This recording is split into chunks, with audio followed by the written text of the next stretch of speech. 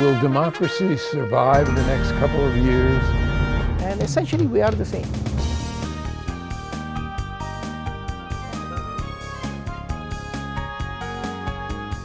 And there are so many needs that Minnesota has. What people are saying they need right now. Access to Democracy is made possible in part by a donation from Firefly Credit Union. Firefly is the new name of U.S. Federal Credit Union, which has proudly served the financial needs of the greater Twin Cities community since 1925. At Firefly, we guide our members forward and give them the power to chase dreams by delivering the financial solutions they need to get ahead. From checking accounts to mortgages, we'll light the way. We are Firefly Credit Union, and this is life illuminated. By Thomson Reuters, providing legal professionals with intelligence, technology, and human expertise they need to find trusted answers. Thomson Reuters, the answer company. Online at thomsonreuters.com. And Dr. Charles Crutchfield of award-winning Crutchfield Dermatology in Eagan. Acknowledged as one of the nation's best physicians, a Minnesota native who trained at the Mayo Clinic, Dr. Crutchfield personally treats all patients and states that experience counts and quality matters. Crutchfield Dermatology, look good, feel great, with beautiful skin.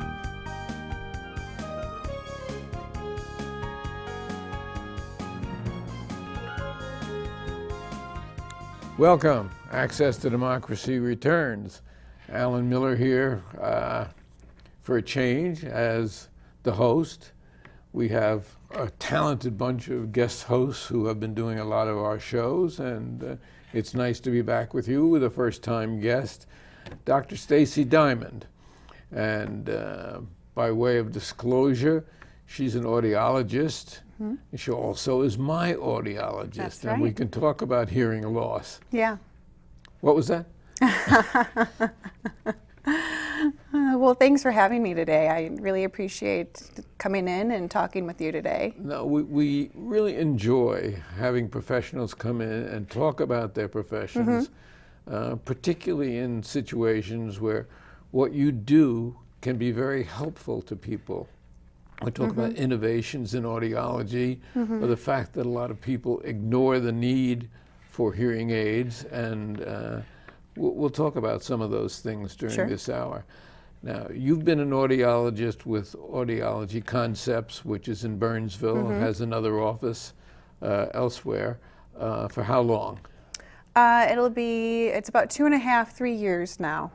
When my husband and I relocated to the Twin Cities a couple years ago, I had this great opportunity to join Audiology Concepts as a practice, and I've been there ever since. So it's a really great place to be. And that was just about a time when somebody who had been with them for a number of years moved on to another office. Yep. Yeah.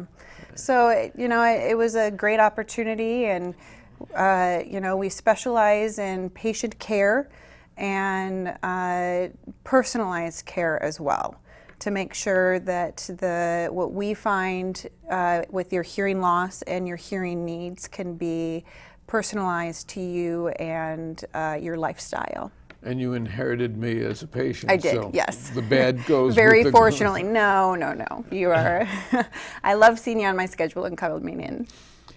Now, you are married.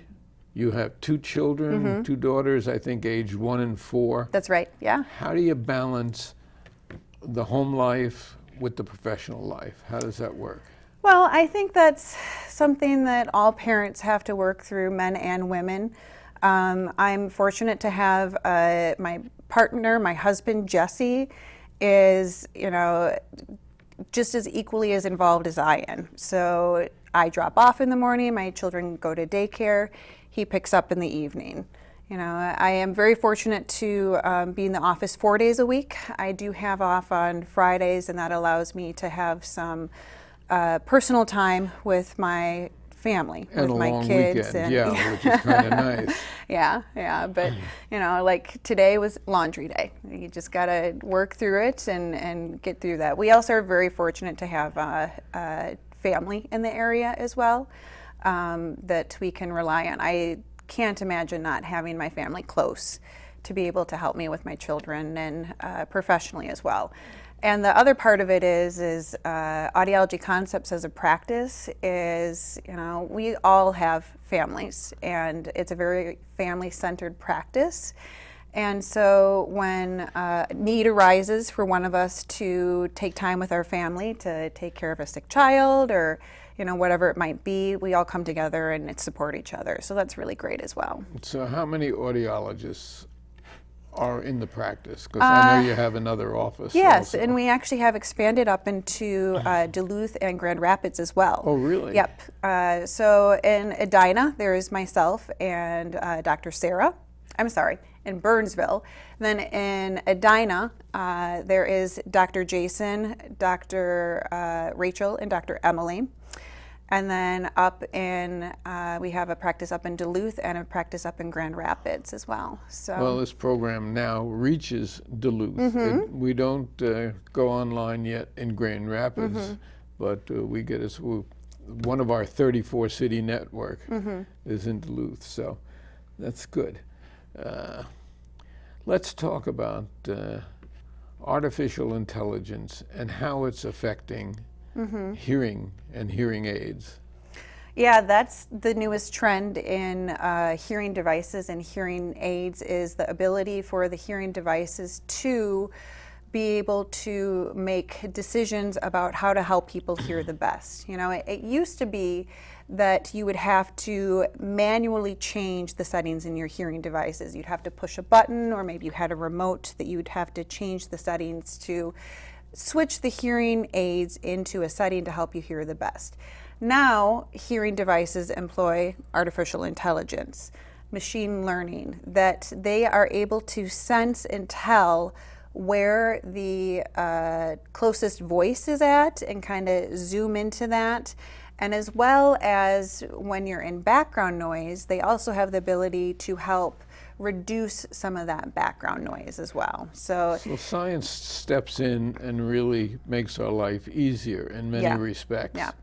Yep. And when I go to trainings for new hearing devices, the really interesting thing has been is that these manufacturers for the hearing aids have had technology to do this for quite some time, but they've been limited by the physical limits of the computer chip.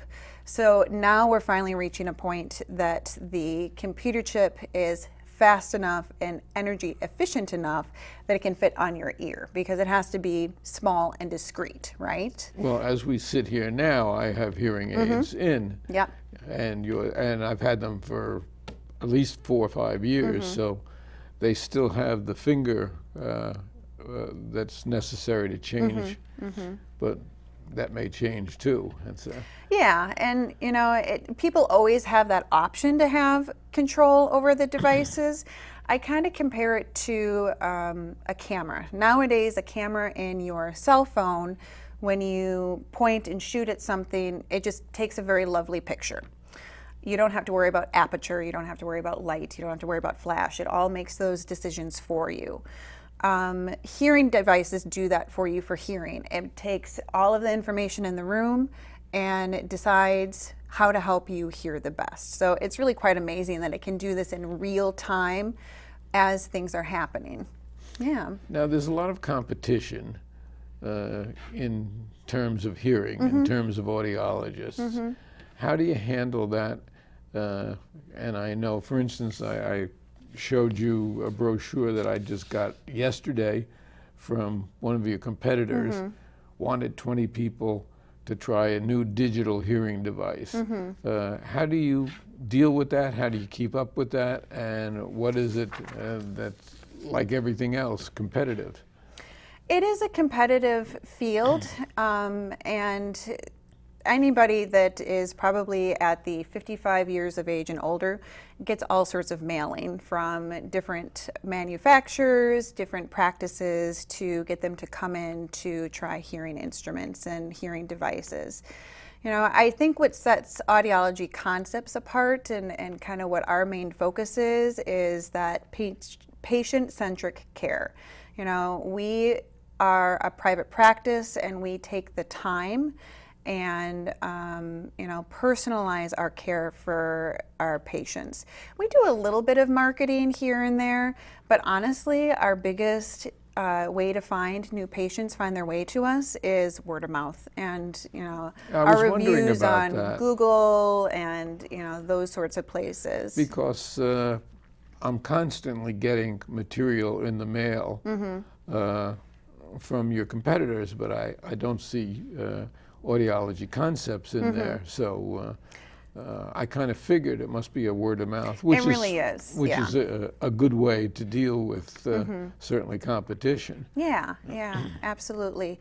I think it speaks volumes that that's our primary way that people come to us, is that we provide such great service that they tell their friends and family to come to us. So we really appreciate that from our patients.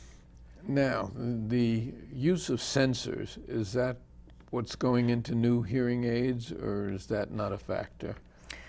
Are you talking about like for tracking, like walking, like steps and that sort of thing? I guess I'm not quite sure what. No, not tracking necessarily, but how do sensors, if they do, factor into hearing aids at all? So Starkey is starting to put into their devices some sensors to track, for instance, if somebody were to fall. So if a person were to fall, hearing aids can now be hooked up to your cell phone.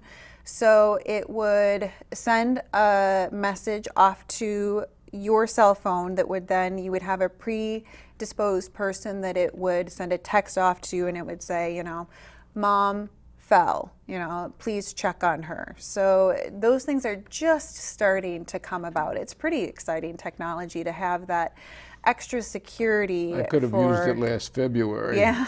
When Sure. I fell and split this femur in half. Yeah. Certainly. But now you mentioned Starkey. Starkey is a big name in hearing aids. Yep. And they market their own hearing aid, I believe. Yep. But there are a bunch of hearing aids on the out in the marketplace. How does one decide what to use or what to sell, for that matter? Yeah, it's a hard market for patients to navigate. You can do a lot of internet searching to try and find what the best hearing aid is. There's roughly 5 major manufacturers out there that make hearing devices. And I think what you'll find is each provider that you go to, each audiologist, they have their favorites. And throughout my career, in the past 10 years, I have ebbed and flowed to different manufacturers. And it's really just experience of the patients. For a while, I fit Phonak because I felt that they had the best devices for my patients and did very well. And then I changed to a different manufacturer, to Starkey, and then Oticon, and I've ebbed and flowed. Oticon is what I have. Yeah. Right now, I would say that Oticon is probably my primary manufacturer. I think they do a really great job of giving clarity of speech to my patients, and that's my main concern is clarity of speech for them. So, all the manufacturers have really great technology, so it's a little bit of personal opinion of the audiologist, and it's a little bit of research as well on your part to see what piques your interest the most. So the patient walks in, the first thing they do is get a hearing test to test if they have loss and where that loss is. And it's interesting because I can hear low sounds. Like when the garbage trucks are picking up outside, I can hear that much better than I can necessarily conversation in a restaurant or something like that. So obviously that would be indication to you of different needs.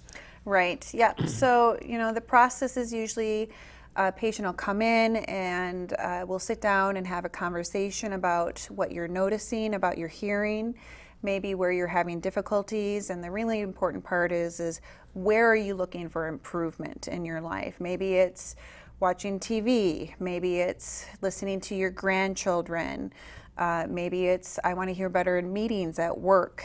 I like to get a picture of where you're struggling and what you're looking for help.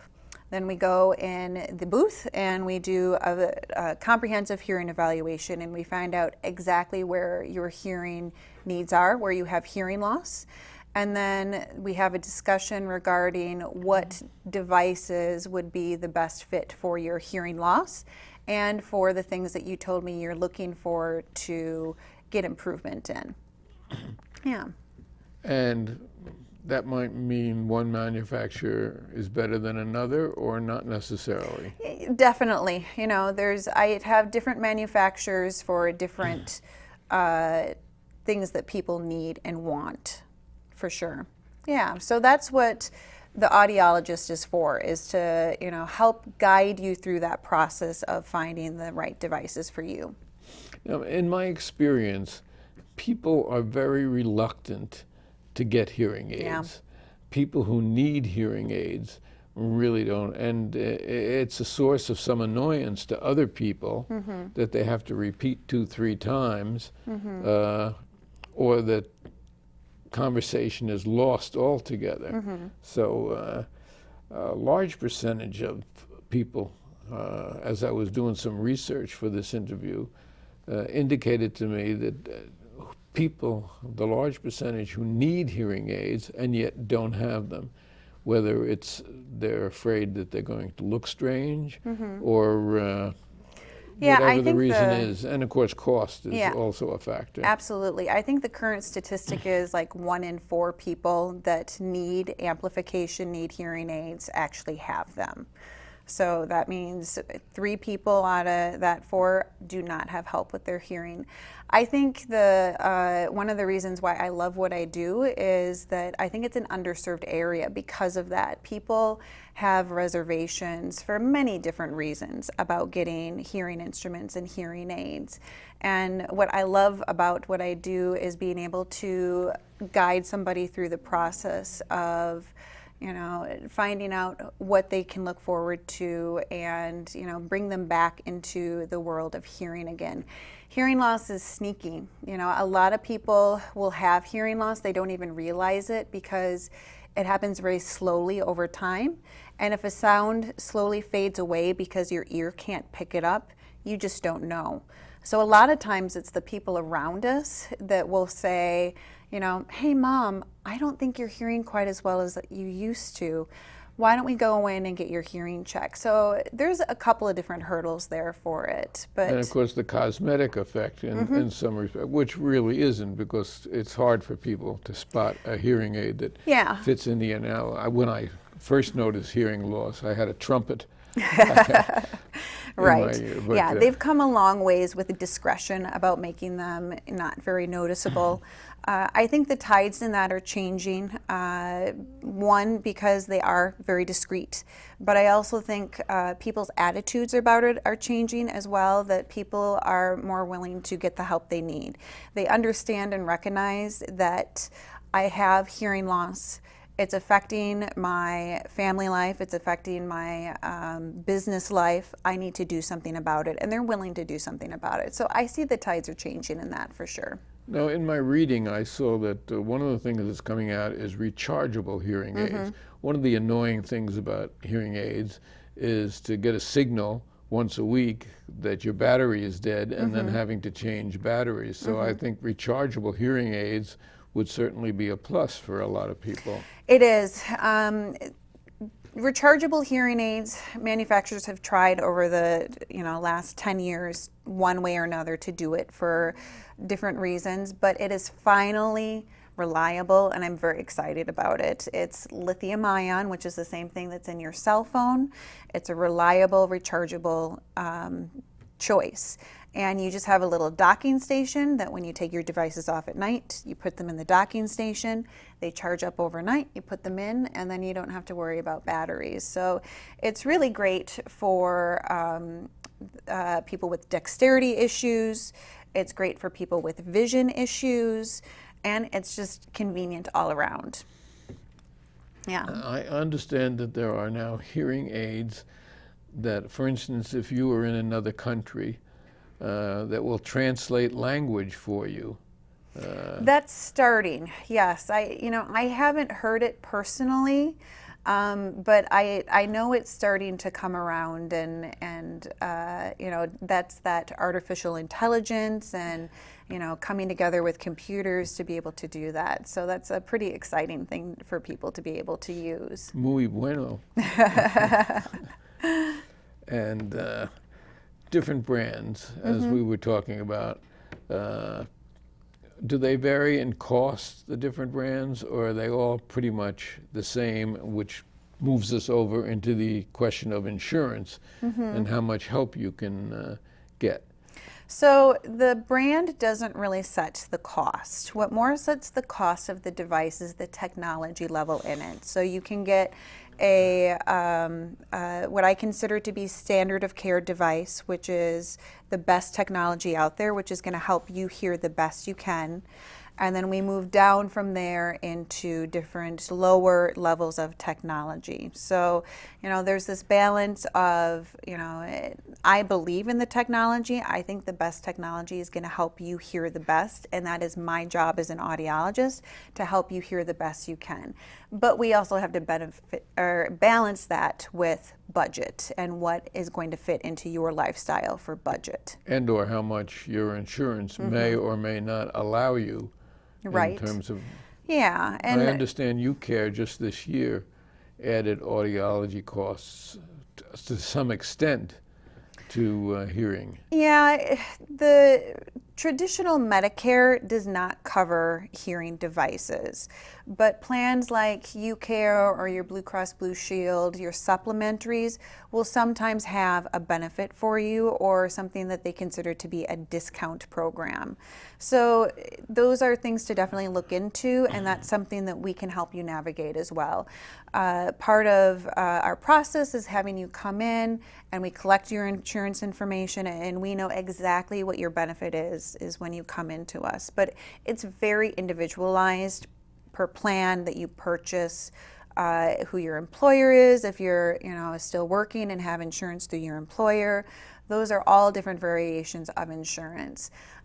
Most insurances do not have coverage, but some of them do. And I think we will continue to see more insurance coverage as time goes on, because people are realizing how important hearing is for everyday life.